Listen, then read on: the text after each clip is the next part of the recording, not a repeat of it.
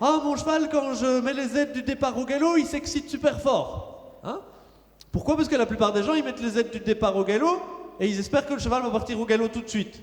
Alors que vous avez suffisamment vu comment travaillent les chevaux en règle générale. Je pense que le panel de chevaux qu'on avait aujourd'hui est quand même représentatif de 80% des chevaux qu'on rencontre chez les cavaliers amateurs.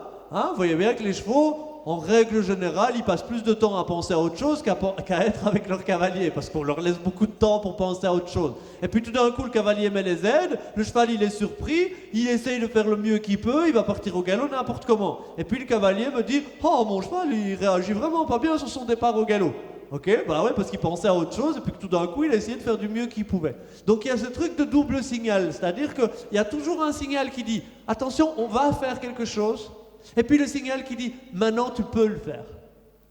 D'accord? Mais jamais, première chose à réaliser, il n'y a jamais le moment où je dis, il y a le signal qui dit « Fais ça ». Ça, c'est, si votre cheval est prêt, il fera. Ok? Et votre but, c'est de le préparer suffisamment bien que pour qu'au moment où vous donnez le dernier signal, il n'y ait plus qu'à le laisser faire. C'est uniquement un feu vert. D'accord? Que ce soit pour partir au galop, tout autant que pour passer au pas, c'est exactement la même idée. Ok?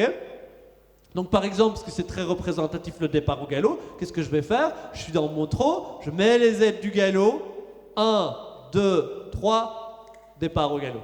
Ok? Ça c'est super important, ça fait des chevaux qui ont... Ça veut dire que le cheval, il sait qu'on va partir au galop, je vérifie que quand je mets les aides du galop, le cheval ne se met pas comme ça, ou qu'il accélère, ou qu'il se désordonne. Et puis, une fois que je suis prêt, je lui donne l'autorisation. Le cheval a eu 3 foulées pour se préparer, je suis à peu près sûr qu'il partira sur le bon pied, et je suis à peu près sûr qu'il partira dans les meilleures conditions possibles. Okay? Donc comme je vous disais, la réactivité, ce n'est pas la surréactivité non plus. Okay? Il faut que le cheval il ait le temps de se préparer.